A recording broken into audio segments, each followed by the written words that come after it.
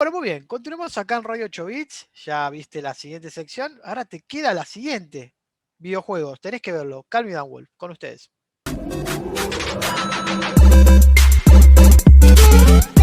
Bueno, Marquitos, gracias por la presentación, por la introducción. Yo creo que todas las ideas que nosotros vamos hablando y que van surgiendo en el programa siempre tienen un origen, ¿no? No es que uno un día se despertó y dice, bueno, voy a hablar de esto. La otra vez estaba hablando con Marquitos que él me hacía un comentario con respecto al Genshin, ¿no? Y a su cargada cantidad de lore que tiene el juego, que muchas veces para quienes por ahí entran de manera casual, que muchas veces le pasa a Marquitos en este último tiempo, que casualmente juega al Genshin, por ahí no lo hace de manera diaria, se encuentra con distintas situaciones o distintas misiones donde está cargado de historia. Para los que por ahí lo seguimos de manera diaria, encontrar un poquito de historia ya no nos parece como algo repetitivo, sino que de hecho nos gusta porque profundiza más los personajes. Pero hoy yo no estoy hablando del Genshin, o mi idea no es hablar del Genshin, sino que quiero hacer énfasis en algo que me dijo Marquitos, que fue, yo los juego para divertirme, yo los juego para jugar. El juego es, entro, juego y punto, tiene una mecánica y ya está.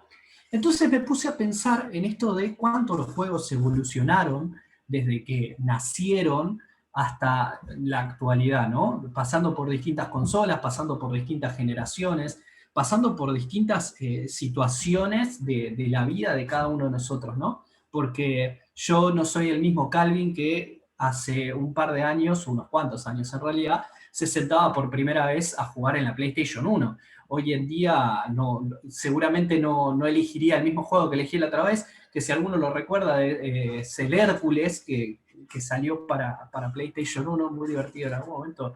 Haremos algún video reviviendo algo, seguramente. Pero me encontré de repente con una cuestión que son los juegos completos contra los juegos en desarrollo. Y ese era el tema de hoy, ¿no? Juegos completos contra juegos en desarrollo. Si vamos a los juegos completos, estamos hablando de títulos que tienen su anuncio, tienen su tráiler, tienen su avance, pum, se estrenan y sale el título completo. ¿Qué pasa? Muchas veces estos títulos, después nosotros los conocemos un poquito más en profundidad o conocemos un poquito más el equipo que está detrás del juego, porque normalmente o comúnmente son los ganadores de los GOTY, ¿sí? Los Games Awards que se entregan a fin de año. Nosotros hay algunos títulos que conocemos en ese momento, porque por ahí no son tan conocidos, pero tienen un buen equipo de trasfondo, ¿no? Después nosotros, por otro lado, tenemos los juegos en desarrollo, ¿sí? Por ejemplo, un juego en desarrollo, podríamos hablar del Fortnite, del Call of Duty Warzone, podríamos hablar justamente del Genshin Impact, que fue la introducción que nosotros hicimos. Incluso el Smash Bros. Hoy en día es un juego en desarrollo y no es un título completo, ¿no? Volviendo con los títulos completos, o podríamos llamarle títulos absolutos, nosotros podemos ver que lo único que tienen como contenido nuevo, ¿sí? Porque no se basa en actualizaciones de vez en cuando, como nos pasa con los títulos en desarrollo, nos encontramos con juegos completos como, por ejemplo, el Last of Us, ¿no? Que de repente puede tener una actualización, un agregado de contenido, de hecho podemos encontrar, no sé, el Battlefront de Star Wars, que de repente, bueno, te traen un DLC. EA es muy conocido por tirar muchos DLC en sus juegos, en sus títulos y demás, pero esto no es esta nunca fue la premisa o nunca fue lo que siempre tiraron, claramente porque da plata extra. Pero ahora vamos a ir a los números. Nosotros hoy los conocemos como DLC o como actualizaciones, pero hace muchos años esto ya existía y nosotros le llamábamos mods. Esto no quiere decir que los mods hoy en día dejen de existir.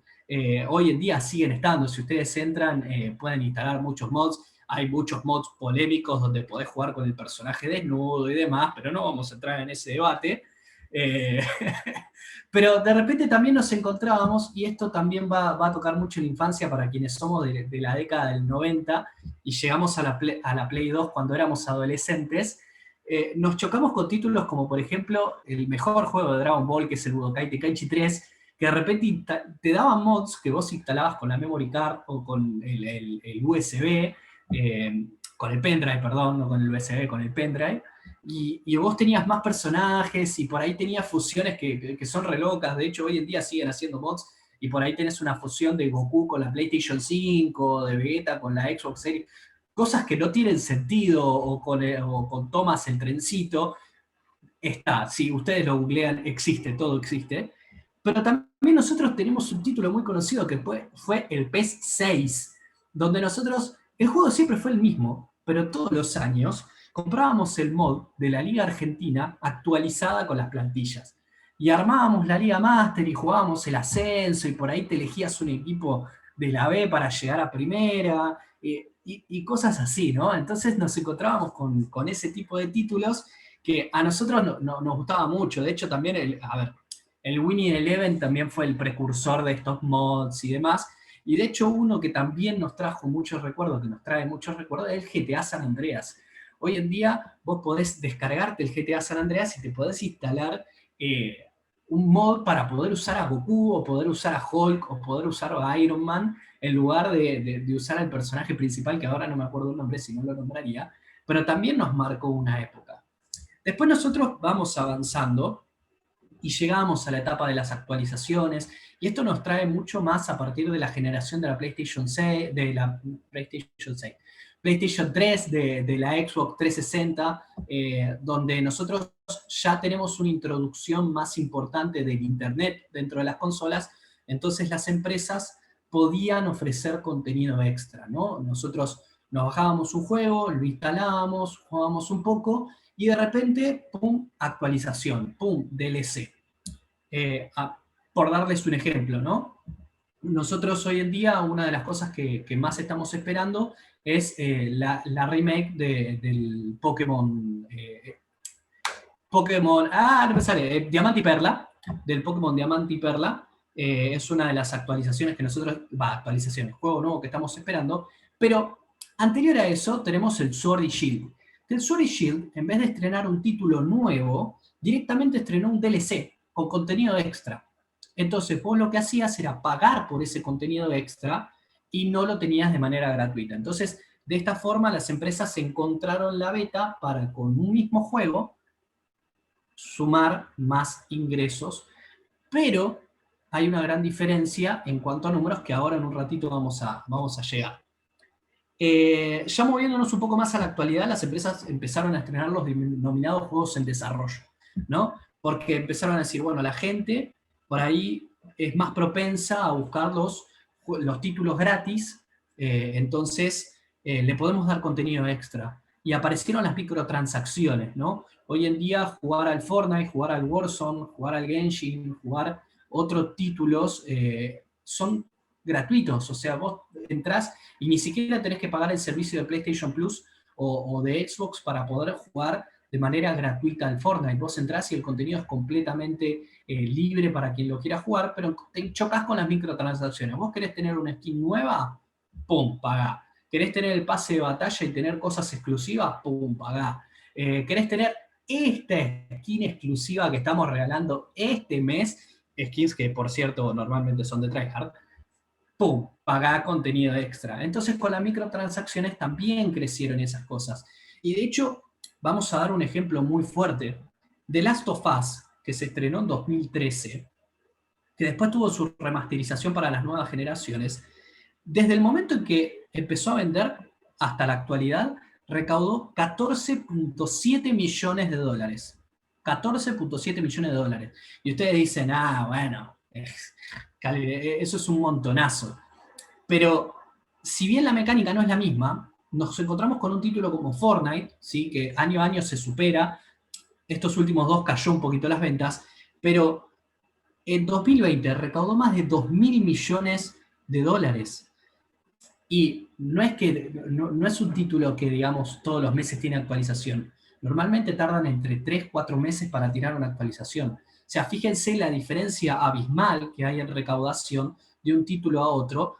Y el primer título que nombré, The Last of Us, normalmente incluso tiene más y más contenido actualizado, ¿no? Bueno, claramente lo que son los juegos en desarrollo también hay que tener en cuenta que necesitan todo un equipo de preparación atrás, ¿no? Un equipo que está pendiente a lo que quiere la comunidad, haciendo digamos, las encuestas. Dicho sea de paso, nosotros constantemente recibimos encuestas en el Genshin Impact donde nos preguntan si nos gustó el contenido, si nosotros planteamos poder cambiarlo, qué nos gustaría, qué nos gustó más, qué nos gustó menos.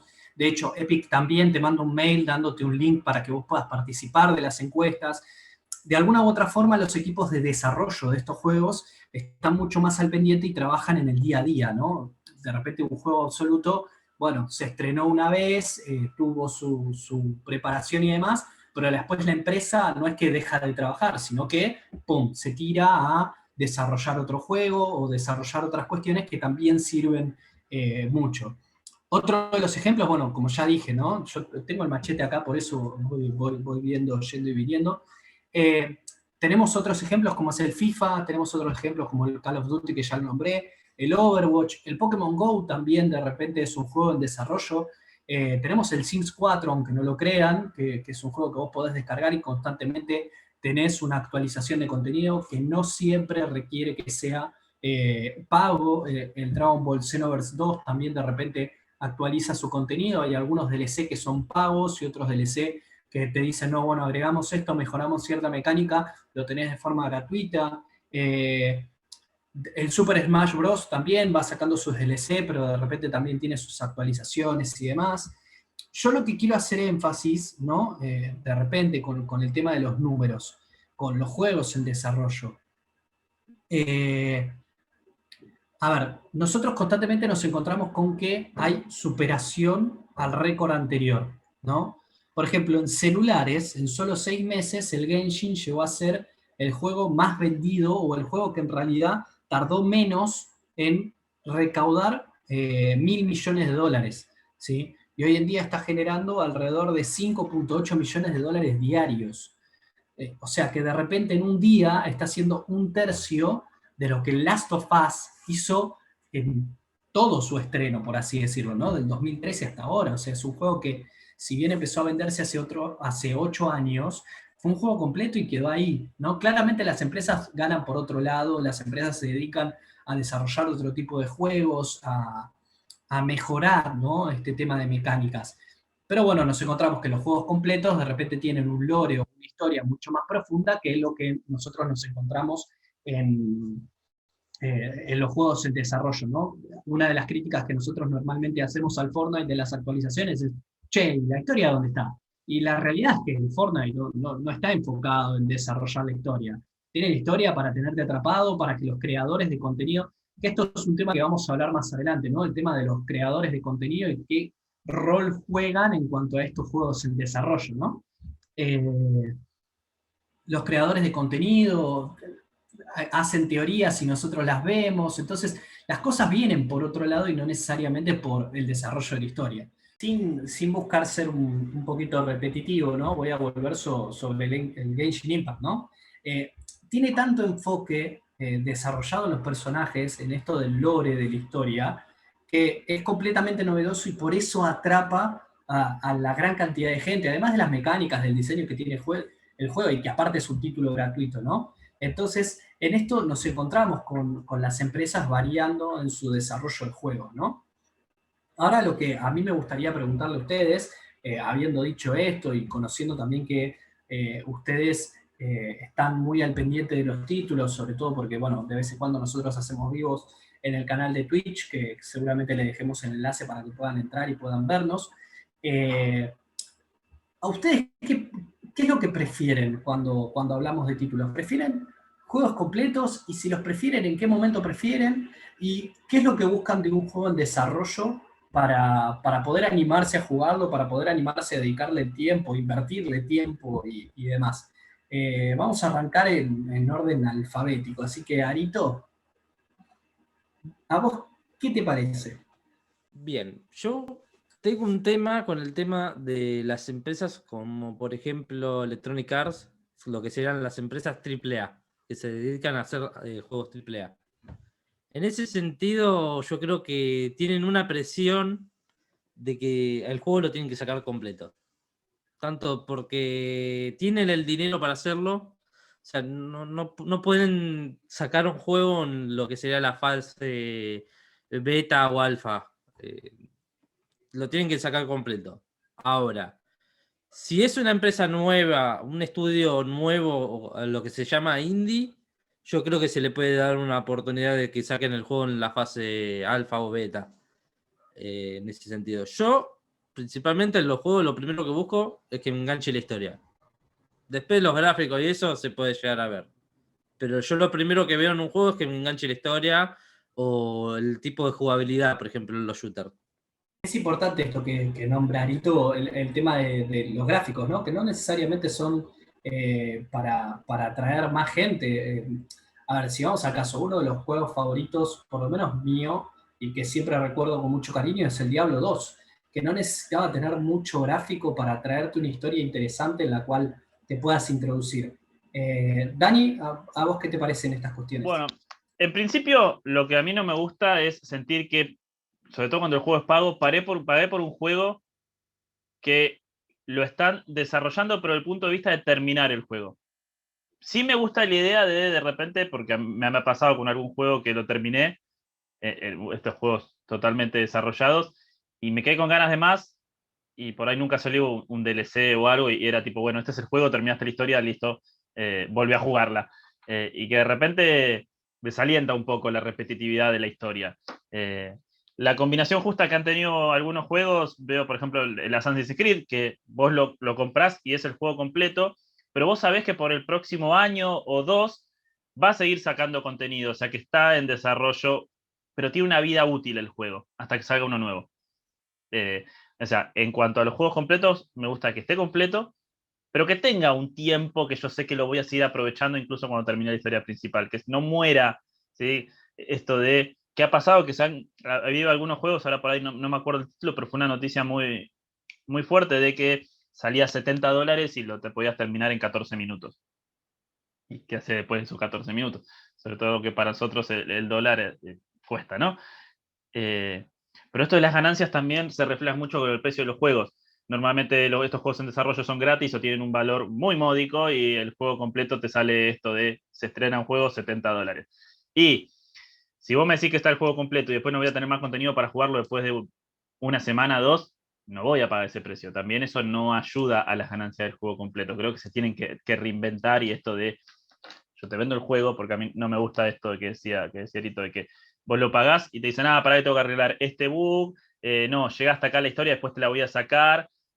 Eso no me gusta para nada. Sí me gusta la posibilidad de poder descargar y seguir jugando el juego que ya pagué y seguir disfrutando de algunas extensiones de historia o misiones secretas, como ha pasado con los juegos de Batman, de Arkham City y demás, que te daban contenido para que vos lo puedas volver a jugar y alguna misión distinta y que la podías realizar, hayas terminado el juego o no, como que agrandaba el juego. En el lado opuesto, siento que, por ejemplo, el que la pifia muchísimo es Mortal Kombat. Yo tengo el Mortal Kombat XL en la Play, y después el Mortal Kombat 11 sí cambió muchas cosas de la jugabilidad, pero de repente lo que a uno le parece más interesante, sobre todo las últimas propuestas de Mortal Kombat, son los personajes invitados. Y claro, tienen que comprarte el Fat Pack o el Monster Pack, depende cómo lo llaman, y ni siquiera te lo venden todo junto, te van largando a dos, y después te largan otro, y todo eso es pago. Macho, yo ya te pagué el juego completo. Si te voy a pagar un Mortal Kombat $70, dámelo con todos los personajes. Sí, de repente en este último juego hicieron el Aftermath, que es como una continuación de la historia, que es casi como otro juego, y no fue el 12, fue la continuación del 11. El precio ahí era razonable, pero para los DLCs que de repente te salen casi la mitad del juego por dos personajes, no, yo creo que eso tiene que venir con el juego y lo que vos me tenés que dar es actualización, que es esto, extenderle la vida útil al juego completo. Esa dualidad es donde yo me encuentro. Bueno, a mí esto me pasó mucho también con el Marvel Spider-Man. Yo lo descargué, lo pagué, completé la historia y de repente no encontraba nada nuevo para hacer, porque por ahí a mí como jugador no me seducía esto de desbloquear trajes o demás cuestiones estéticas, ¿no? Yo por ahí buscaba algo más de misiones secretas o demás, que por ahí profundizaban un poquito más. Marquitos. Bueno, yo voy a arrancar con una frase, sí, que me la acabo de inventar ahora, que es, dime el nombre de la empresa del juego y te diré qué historia de juego juegas, ¿no? Por ejemplo, si vos me decís, bueno, mi hoyo, por ejemplo, es Genshin Impact, ¿sí? Creo que es un buen juego, pero te tiene que gustar del principio la historia, ¿sí? A mí no es que no me gustó la historia, sino como que me pareció un poco densa, ¿sí?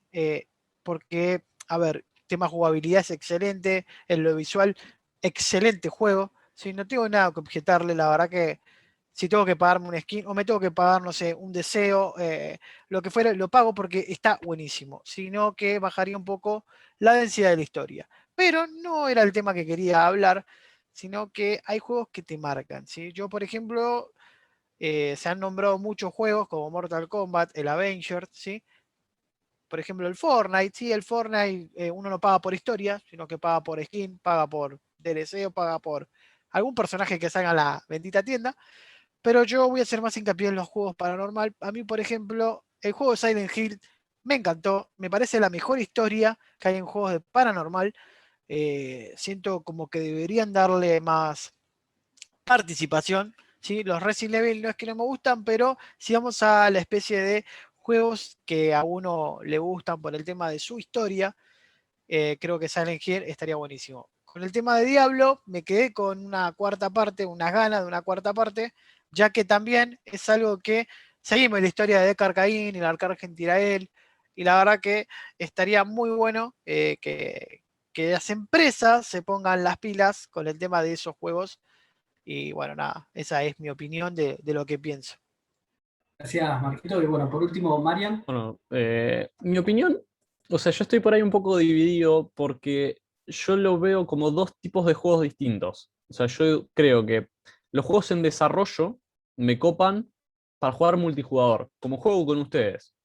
Un juego en desarrollo en el cual por ahí la monetización del juego es comprar skins o comprarte un Fortnite Crew o el pase de batalla, qué sé yo, dando ejemplo y con temor por ahí un poco a quedar como rata, yo el Fortnite lo pagué una vez cuando pagué el pase de batalla y después me ahorré los pagos que te dan durante el pase para comprarme el próximo y lo vengo haciendo desde que me compré el primer pase que tuve.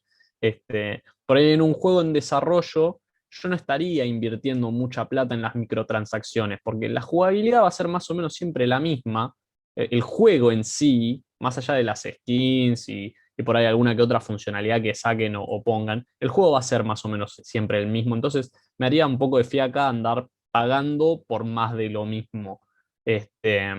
No es el caso, ponele, con los juegos, como vos decías, los juegos que ya vienen completos, quizás entre comillas, y después te sacan un DLC. A mí, ¿qué me pasó? Me pasó en por ahí dos ocasiones distintas. Con el Skyrim, ¿sí? Que yo el Skyrim, de hecho, mi juego favorito, me lo compré 2 veces. Y aparte compré los DLCs. O sea, cuando yo lo tenía en la Xbox, compré los DLCs. Y cuando me lo compré en la Switch venía ya con los DLCs incluidos. Pero ¿por qué? Porque el DLC lo que agregaba era como cosas nuevas al juego. Yo si voy a pagarte más, o sea, si yo ya te pagué el juego y te voy a pagar más, eso que te estoy pagando extra es para que vos me des un extra del juego, no para que me des más de lo mismo. Y por él me pasó también en la Nintendo Switch con el juego de Pokémon, ¿sí? El Sword and Shield, yo compré el Shield y salía creo que $60 o por ahí.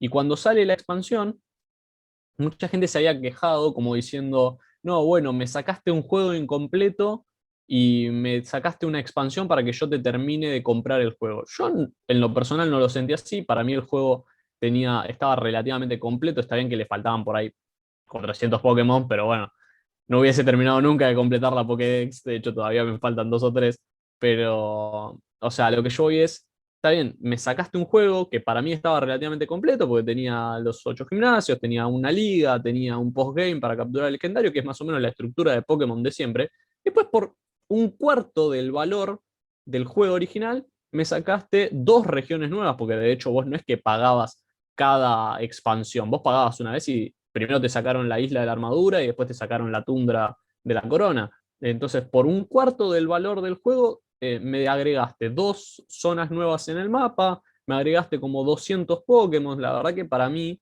ese tipo de DLCs que agregan más, sí lo valen. O sea, que agregan más, por ahí la jugabilidad sigue siendo la misma, pero me agregás más misiones, más mapas, más zonas. Entonces, eso yo sí te lo pagaría o te lo compro. Por eso yo hago como esta distinción.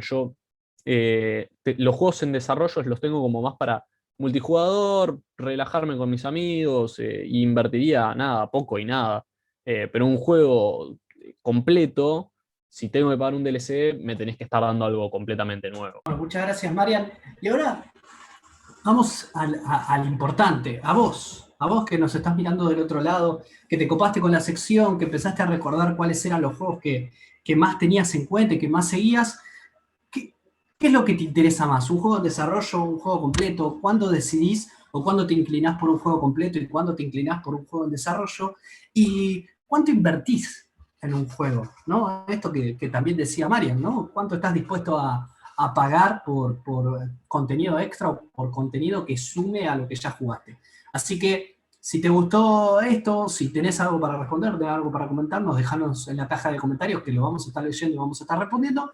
Dale like al video, suscríbete y como siempre decimos, si tenés varias cuentas, dale like con varias cuentas, suscríbete con varias cuentas, hacenos el favor que a nosotros nos suma muchísimo. Y bueno, muchas gracias por estar del otro lado.